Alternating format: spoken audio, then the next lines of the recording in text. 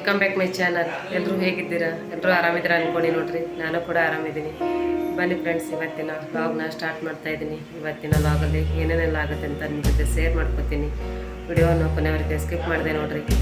ಹಾಗೆ ಯಾರೆಲ್ಲ ನನ್ನ ಚಾನಲನ್ನು ಸಬ್ಸ್ಕ್ರೈಬ್ ಮಾಡ್ಕೊಳ್ಳಾರ್ದೆ ನೋಡ್ತಾ ಇದ್ರೆ ಪ್ಲೀಸ್ ಸಬ್ಸ್ಕ್ರೈಬ್ ಮಾಡ್ಕೊಡ್ರಿ. ನಿಮ್ಮ ಫ್ರೆಂಡ್ಸ್ ಫ್ಯಾಮಿಲಿ ಜೊತೆಗೆ ಶೇರ್ ಮಾಡ್ಕೊಡ್ರಿ. ವಿಡಿಯೋ ಇಷ್ಟ ಆದರೆ ಒಂದು ಲೈಕ್ ಮಾಡ್ಕೊಳ್ಳೋದನ್ನು ಮಾತ್ರ ಮರಿಬೇಡಿ.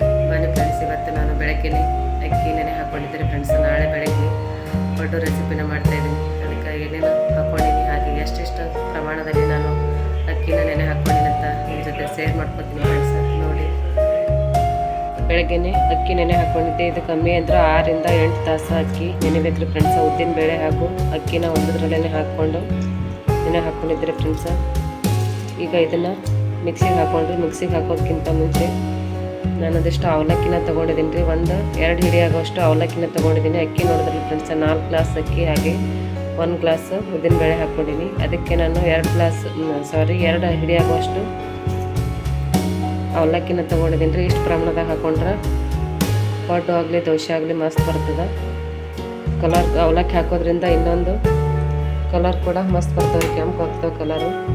ಇದು ನಾನೀಗ ನೆನೆ ಹಾಕೋತೀನಿ ಅಂದರೆ ಮಿಕ್ಸಿಗೆ ಹಾಕುವಾಗಲೇ 2 ಸೇರಿಸಿ ಹಾಕ್ಕೊಂಡ್ರೆ ಹಿಟ್ಟು ಕರೆಕ್ಟಾಗಿ ಮಿಕ್ಸ್ ಆಗುತ್ತೆ ನೋಡಿರಿ.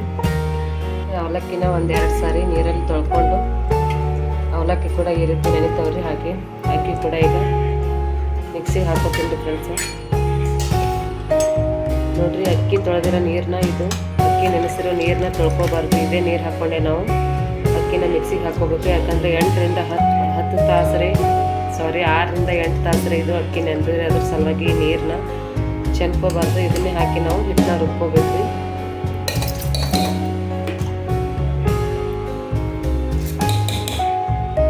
ಈಗ ಅಕ್ಕಿನ ಹಾಕ್ಕೊಂಡು 1 ಸ್ಪೂನ್ ಆಗೋಷ್ಟು ಅವಲಕ್ಕಿ, ನೆನೆಸಿರೋ ಅವಲಕ್ಕಿನ ಇದಕ್ಕೆ ಹಾಕೋತೀನಿ. ಹಾಗೆ ಒಂದಿಷ್ಟು ಅಕ್ಕಿ ನೀರನ್ನೇ ಹಾಕ್ಕೊಂಡು ನಾನು ಇದನ್ನು ರುಬ್ಕೋತೀನಿ ಫ್ರೆಂಡ್ಸ್. ಈಗ ನೋಡ್ರಿ, ಇದನ್ನು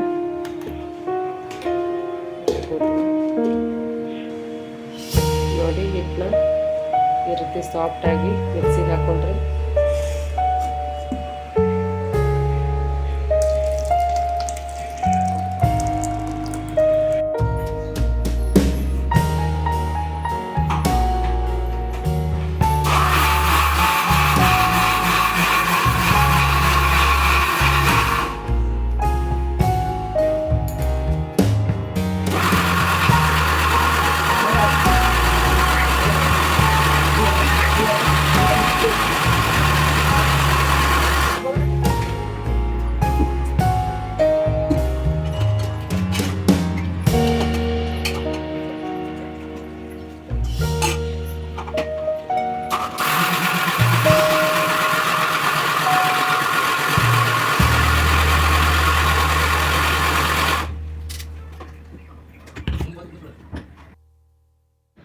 ಅಕ್ಕಿನ ಮಿಕ್ಸಿಗೆ ಹಾಕೊಂಡು ಆಯ್ತು ನೋಡಿ ಫ್ರೆಂಡ್ಸ್. ಈ ರೀತಿ ಸಾಫ್ಟಾಗಿ ಒಂದು ಸ್ವಲ್ಪ ಪಡ್ಡಿಗಂದರೆ ಸಾಫ್ಟಾಗಿಯೇ ಅಕ್ಕಿನ ಹಾಕ್ಕೋಬೇಕು. ಇದು ರಾತ್ರಿ ಹಾಕ್ಕೊಂಡು ಈಗ ಕ್ಲೋಸ್ ಮಾಡಿ ಇಟ್ಕೊತೀನಿ ರೀ ಫ್ರೆಂಡ್ಸ್.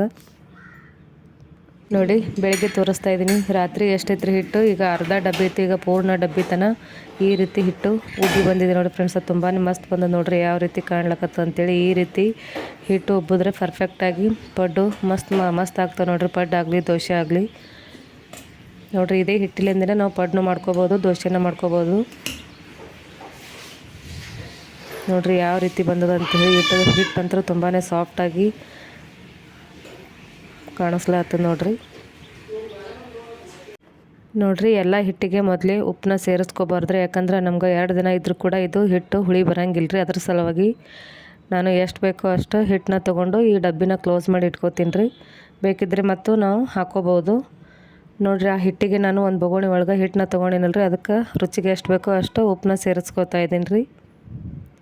ಹಾಗೆ 1 ಚಮಚ ಅಂದರೆ 1 ಸ್ಪೂನ್ ಆಗುವಷ್ಟು ಸಕ್ಕರೆನ ಸೇರಿಸ್ಬೇಕು ರೀ. 2 ಮಿಕ್ಸ್ ಮಾಡಿಕೊಂಡು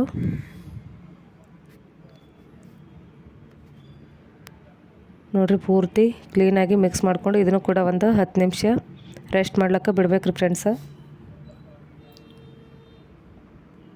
ನೋಡಿರಿ ಅಷ್ಟರೊಳಗೆ ನಾನೀಗ ಚಟ್ನಿನ ರೆಡಿ ಮಾಡ್ಕೋತಾ ಇದ್ದೀನಿ. ಚಟ್ನಿ ಬೇಕಾಗುತ್ತೆ ಇಂಗ್ರೀಡಿಯೆಂಟ್ಸ್ನ ತೋರಿಸ್ತಾ ಇದ್ದೀನಿ ಫ್ರೆಂಡ್ಸ್. ನಾನು ಈ ರೀತಿ ಏನೇನು ಹಾಕಿ ಮಾಡ್ತೀನಿ ಅನ್ನೋದನ್ನು ಕೂಡ ಶೇರ್ ಮಾಡ್ಕೋತೀನಿ ನೋಡಿರಿ. ಕೊಬ್ಬರಿ ಹಾಗೆ ಹುರ್ಗಡ್ಲೆ ಅಂದರೆ ಪುಟಾಣಿ ರೀ ಫ್ರೆಂಡ್ಸ, 1 ಇಂಚು ಹಸಿ ಶುಂಠಿ, ಬೆಳ್ಳುಳ್ಳಿ, ಕರಿಬೇವು, ಕೊತ್ತಂಬರಿ, ಖಾರಕ್ಕೆ ಎಷ್ಟು ಬೇಕೋ ಅಷ್ಟು ಹಸಿಮೆಣಸಿನ್ಕಾಯಿ ಎಲ್ಲನ ಮಿಕ್ಸ್ ಮಾಡಿಕೊಂಡು ಈಗ ನಾನು ಮಿಕ್ಸಿ ಜಾರಿಗೆ ಹಾಕೋತಾ ಇದ್ದೀನಿ ನೋಡಿರಿ. ಮೊದಲಿಗೆ ಕೊಬ್ಬರಿ ಹಾಕ್ಕೊಂಡಿದ್ದೀನಿ.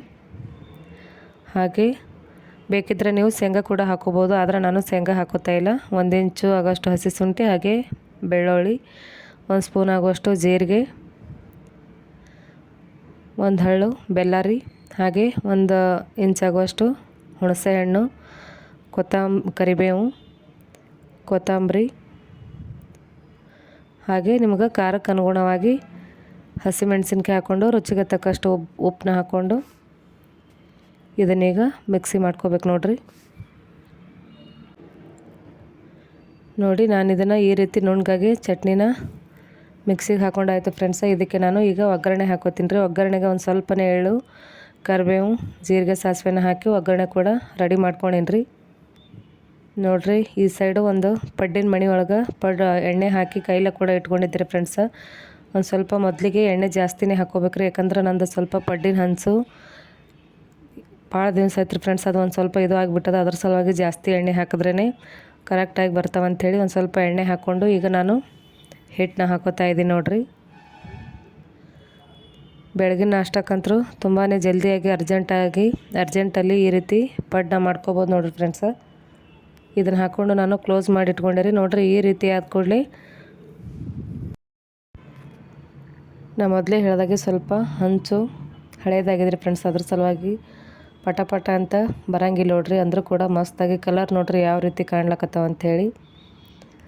ತುಂಬಾ ಸಾಫ್ಟಾಗಿ ಹತ್ತಿಯಂತೆ ಮೃದುವಾದ ಪಡ್ಡು ರೆಸಿಪಿನ ಬೆಳಗಿನ ನಾಷ್ಟಕ್ಕೆ ಮಾಡ್ಕೋಬೋದು ನೋಡ್ರಿ. ಕಲರ್ ಸಕ್ಕರೆ ಹಾಕಿರೋದು ಕಾರಣಕ್ಕೋಸ್ಕರ, ಹಾಗೆ ನಾವು ಅವಲಕ್ಕಿ ಏನೋ ಅಕ್ಕಿ ಮಿಕ್ಸಿಗೆ ಹಾಕುವಾಗ ಅವಲಕ್ಕಿ ಹಾಕ್ತೀವಲ್ರಿ, ಅದ್ರ ಸಲುವಾಗಿ ಈ ರೀತಿ ಕಲರ್ ಬರ್ತಾವೆ ನೋಡ್ರಿ ಫ್ರೆಂಡ್ಸ. ಕೆಲವೊಂದು ಸಾರಿ ಅಕ್ಕಿ ನೀವು ಬೇಕಿದ್ರೆ ಅಕ್ಕಿ ಉದ್ದಿನ ಬೇಳೆ ಎರಡೇ ಹಾಕಿ ಮಾಡಿ ನೋಡ್ರಿ, ಕಲರ್ ಈ ರೀತಿ ಬರೋಂಗಿಲ್ಲ.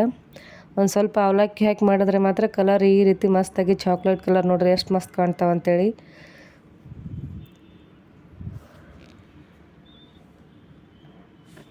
ನೋಡ್ರಿ ಅದೇ ರೀತಿ ಎಲ್ಲ ಪಡ್ಡನ್ನ ನಾನು ಇನ್ನೊಂದು ಸೈಡು ಬೇಯಿಸ್ಕೋತಾ ಇದ್ದೀನಿ ನೋಡ್ರಿ. ಎರಡು ಸೈಡು ಕರೆಕ್ಟಾಗಿ ಬೆಂದಾಗಿದೆ. ಈಗ ನಾನು ಒಂದು ಪ್ಲೇಟಿಗೆ ಹಾಕೋತಾ ಇದ್ದೀನಿ ನೋಡಿ ಫ್ರೆಂಡ್ಸ. ನೋಡ್ರಿ ಈ ರೀತಿ ಸಾಫ್ಟಾದ ಮೃದುವಾದ ಹತ್ತಿಯಂತೆ ಪಡ್ಡುನ ರೆಡಿ ಆದ ನೋಡ್ರಿ ಬೆಳಗಿನ ನಾಷ್ಟಕ್ಕೆ. ನೋಡ್ರಿ ಚಟ್ನಿ, ಸಾಂಬಾರು ಹಾಗೆ ಪಡ್ಡು ನೋಡಿ ಫ್ರೆಂಡ್ಸ್ ಎಷ್ಟು ಸಾಫ್ಟಾಗಿ ಕಾಣ್ಲಕತ್ತಾವ ಅಂತೇಳಿ. ಅದೇ ರೀತಿ ಎಲ್ಲ ಪಡ್ಡನ್ನ ಮಾಡಿಕೊಂಡು ನಾನು ಕೂಡ ಎಲ್ರಿಗೆ ನಾಷ್ಟ ಕೂಡ ಹಾಕಿಕೊಟ್ಟೆ ಫ್ರೆಂಡ್ಸ್. ಈಗ ನಾನು ಕೂಡ ನಾಷ್ಟ ಮಾಡೋದ್ರೈತೆ ಅಂಥೇಳಿ ಒಂದು ಪ್ಲೇಟಿಗೆ ಹಾಕ್ಕೊಂಡು ನೋಡ್ರಿ ಯಾವ ರೀತಿ ಕಾಣ್ಲಕತ್ತಾವ ಅಂತೇಳಿ ಕಮೆಂಟ್ ಮಾಡಿ ಫ್ರೆಂಡ್ಸ್. ಇದನ್ನು ಕೂಡ ನಿಮ್ಗೆ ತುಂಬಾ ಯೂಸ್ ಆಗುತ್ತೆ ವಿಡಿಯೋ.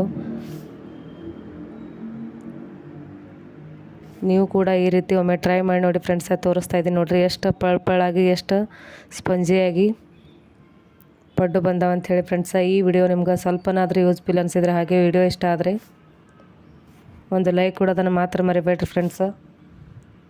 ಹಾಗೆ ನಿಮ್ಮ ಟೈಮ್ನ ಬಿಡು ಮಾಡಿಕೊಂಡು ವಿಡಿಯೋವನ್ನು ಕೊನೆಯವರೆಗೂ ನೋಡಿದ್ದಕ್ಕಾಗಿ ತುಂಬಾ ಧನ್ಯವಾದಗಳು. ಮತ್ತು ಮುಂದಿನ ವಿಡಿಯೋದಲ್ಲಿ ಸಿಗೋಣ.